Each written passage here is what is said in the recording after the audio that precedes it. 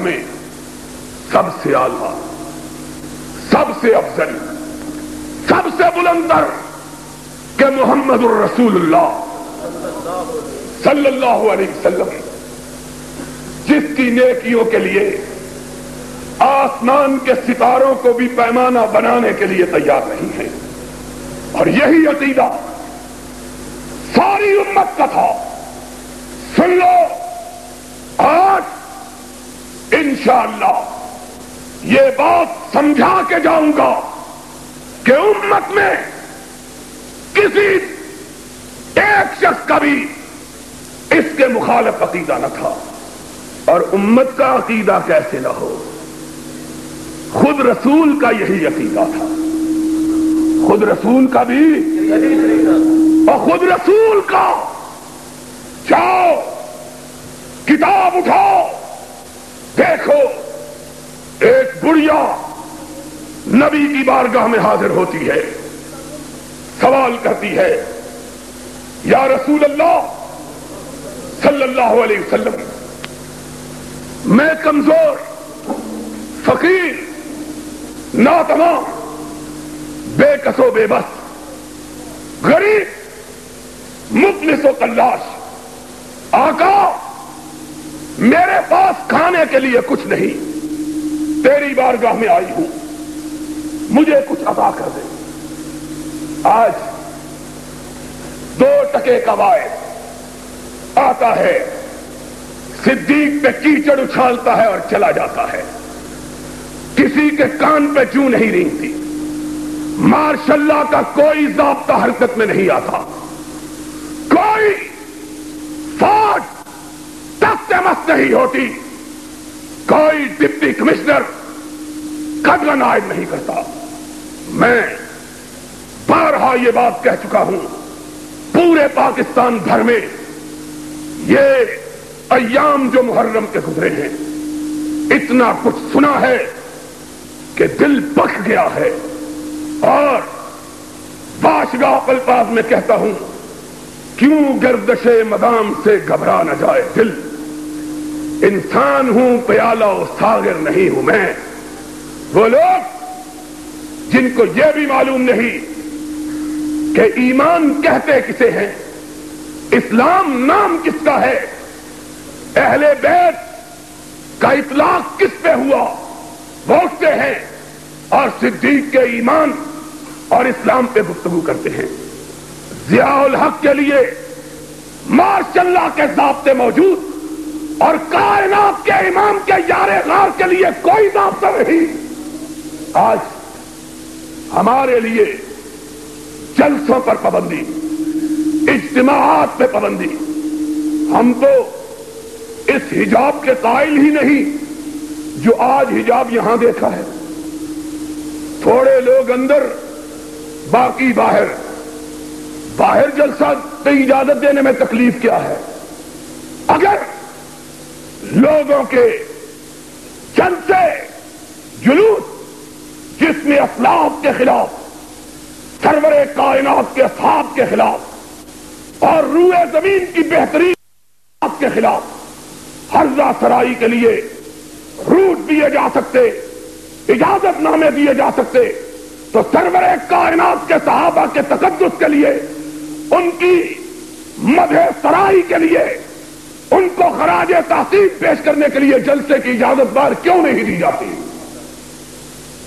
میں کعبے کے رب کی قسم یہ کہنا چاہتا ہوں، میں کسی دوست کو ابتلا میں نہیں ڈالنا چاہتا، وگرنہ اگر میرے بس میں ہو اور جلسے کے ان بے کس و بے بس منتظمین کو گرفت کا خطرہ نہ ہو، اللہ کی قسم ہے کسی ضابطے کو پرواہ میں نہ لاتے ہوئے سب سے پہلے میں اس چوک میں باہر کھڑے ہو کر تقریر کرنے کے لیے تیار ہوں.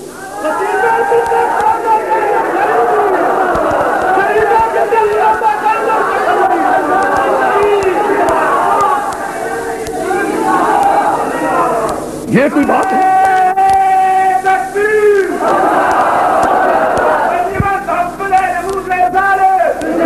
اور سن لو، آج ایک وہابی کا عقیدہ بھی سن لو رسول کے غلاموں کے بارے میں.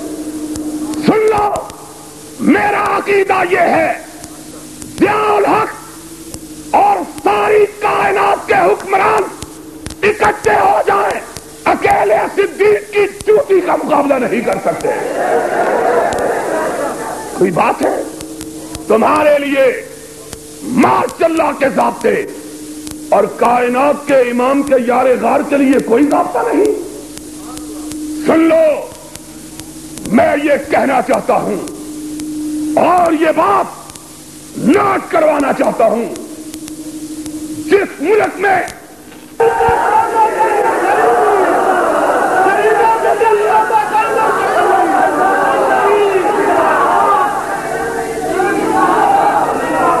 یہ کوئی بات ہے؟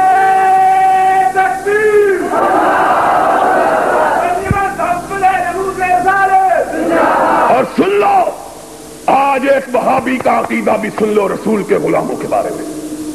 سن لو، میرا عقیدہ یہ ہے ضیاء الحق اور ساری کائنات کے حکمران اکٹھے ہو جائیں، اکیلے صدیق کی چوٹی کا مقابلہ نہیں کر سکتے۔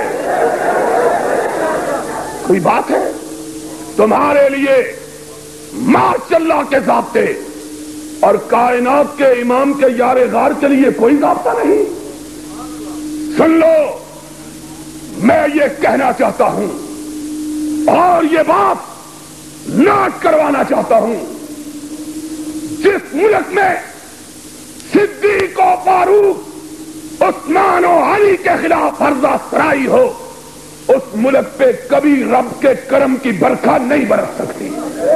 یاد رکھنا میری بات۔ آج کہتے ہو ہمارے ملک میں یہ استاد ہے، یہ استاد ہے، اس ملک پہ استاد کیوں ان کے خلاف فرضہ سرائی کی جائے کہ ہمارا اسلام جن کا رہین منت ہے، اگر وہ آج نہ ہوتے تو ہم نے جنم پہن کے بتوں کی پرستش کرنا تھی۔ آج صدیق کے خلاف، فاروق کے خلاف، اور یہ پہلوانوں کا شہر ہے۔ مجھے معلوم نہیں کہ یہ اتنی سی چھوٹی مسجد میں سما کیسے گئے ہیں۔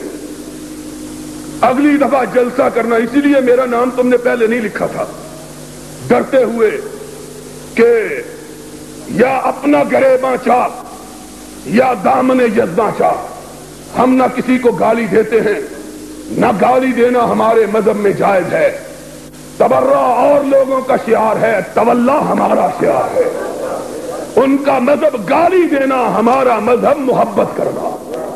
ہم گالی دینے والے نہیں ہیں، لیکن سن لو، گالی دینا اور بات ہے، اپنے حقوق کے لیے کٹ مرنا اور بات ہے۔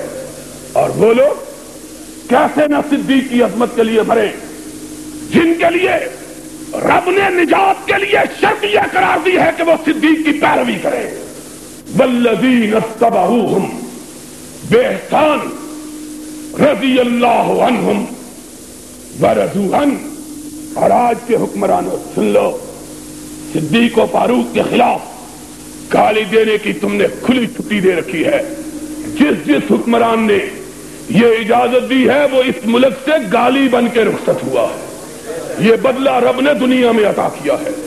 تو میں یہ کہہ رہا تھا، پوری کائنات کے مسلمانوں کا عقیدہ یہ تھا کہ سرور کائنات کے بعد سب سے افضل ترین ہستی اگر کوئی ہے، سب سے افضل ترین گروہ ہے تو صحابہ کا، اور صحابہ میں سے سب سے افضل ترین جماعت ہے تو بیعت رضوان والوں کی، اور بیعت رضوان والوں سے بھی کوئی افضل ہے تو بدر کے غازی اور مجاہد، اور بدر کے غازیوں سے بھی کوئی افضل ہے تو عشرہ مبشرہ، اور عشرہ مبشرہ سے بھی کوئی افضل ہے تو خلفائے راشدین، اور ان کا بھی اگر کوئی امام ہے تو صدیق اکبر۔ اور یہ عقیدہ صرف مسلمانوں کا نہ تھا بلکہ خود محمد عربی کا بھی یہی عقیدہ تھا صلی اللہ، اور تمہارے رسول کا بھی یہی عقیدہ۔ عورت آئی، آقا میں مفلس و کلاش ہوں، گھر میں کھانے کے لیے کچھ نہیں ہے، کچھ عطا فرما دیجئے۔ رحمت کائنات نے اپنے گھر پہ نظر ڈالی، رؤوف و رحیم کی آنکھوں میں آنسو آ گئے۔ وہ رؤوف